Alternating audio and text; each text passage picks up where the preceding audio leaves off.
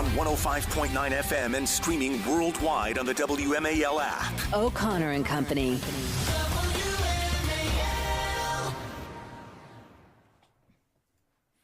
It's 8:37. It's O'Connor and Company. Coming up in 30 minutes, it's Chris Plant time. I'm Larry O'Connor alongside Julie Gunlock.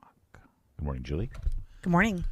Yesterday, or over the weekend, I should say, European Union elections across all of Joe Biden's allies and ideological compatriots, whether it's France, Germany, Italy, Spain, the liberals all suffered defeats, and conservative candidates swept into office, or at least with stunning larger percentages that they've had in the past. The headlines are full of fear-mongering, concern, and scare tactics over far-right nationalist, racist parties winning. Let's bring in Nile Gardiner to sort of sort through this.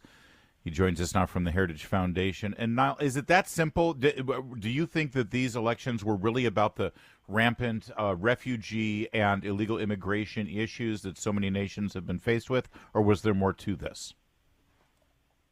Good morning. Great to be on the show today, Larry. And with regard to this weekend's election results in Europe, nothing short of a political revolution, I think, in Europe, and a very bad day, of course, for the socialist ruling elites in many parts of Europe, and a huge blow, of course, to the likes of Olaf Scholz in Germany, Emmanuel Macron in France. Also, of course, the left suffered big defeats in countries such as Spain, Italy as well. I think that in terms of the key issues here, firstly, of primary importance was the issue of mass migration in Europe. Mass migration, illegal migration, a rejection of the open borders philosophy of ruling liberal elites. I think that was critically important. I think, secondly, there was a big rejection of far left environmentalist policies, a rejection of net zero policies that have been advanced across the European Union. And I think that across Europe, millions upon millions of voters have had enough of all of these left-wing environmental regulations. Thirdly, this was a rejection as well of the idea of a European Union superstate. Eurosceptic parties did extremely well across Europe. A fundamental rejection of the idea that the European Union should be increasingly centralized. So I think overall, very positive developments really in Europe. And this also, I think, bodes well for conservatives in the United States as well. This has been a big political revolution in Europe that we've seen over the last couple of days. And I think that this is not good news, of course, for Joe Biden and the White House. And I think they'll be very nervous looking at the results across the Atlantic. Yeah, you know, one interesting thing about this movement to the right in Europe seems to be more popular among young voters. Italy, Germany, Sweden, Austria, Portugal, Netherlands. This seems to be most popular among 18 to 30-year-olds. I find it really fascinating because if you look at U.S. universities, it seems to be the reverse of what's happening in the United States. How do you explain that?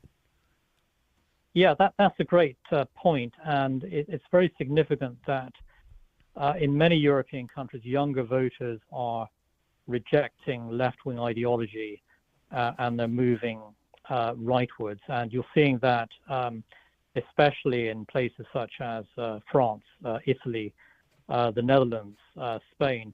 And I think that this is really contrary to sort of conventional wisdom. Yeah.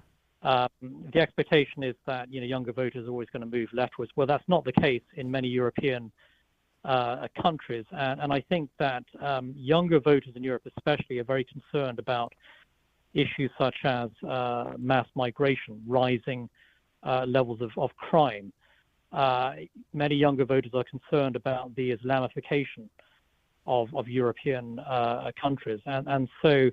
It is very significant what's happening in Europe, and it'll be very interesting to see whether that is translated into a rejection of the left in the United States as well, which is why I mentioned earlier I think the Biden White House is going to be very concerned about the trends that they're witnessing in Europe right now, because it has implications for the U.S. as well. Are you seeing in this, and let me just pull on that thread a little further now, Gardner, are you seeing this as sort of a precursor and an opening act for our election in the same way 8 years ago Brexit sort of surprised everybody and now is sort of seen as this sort of canary in the coal mine about the American election that year?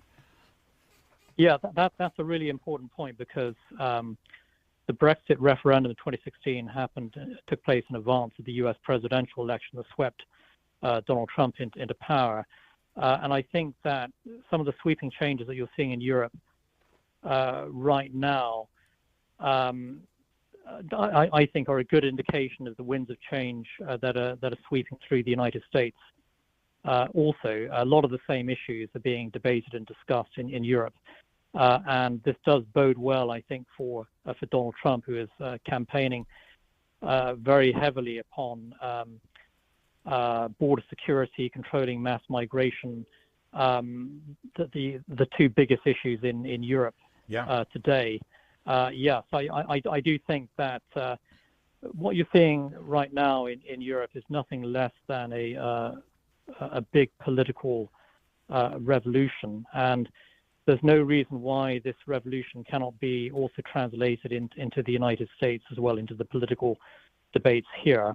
Yeah. I do think what's happening in Europe is very significant for the future of the U.S. as well. Border security, immigration policies, and inflation, the top issues. It's almost like Joe Biden was running all of those countries in Europe as well. Now, Gardner, we have to leave it there, but it's always great to talk with you, sir. Thanks for joining us. My pleasure. Many thanks.